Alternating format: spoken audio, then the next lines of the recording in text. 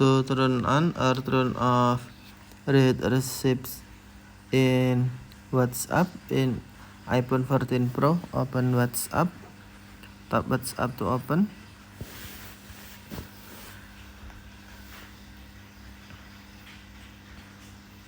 and then tap settings. Next, tap privacy, and then on read receipts, tap switch until green to turn on or tap switch until green to turn off. If you turn off read receipts, you won't be able to see read receipts from other people. Read receipts as always sent in for group chats. Tap switch until green to turn on or tap switch until green to turn off. Okay, thank you for watching. Have a nice day.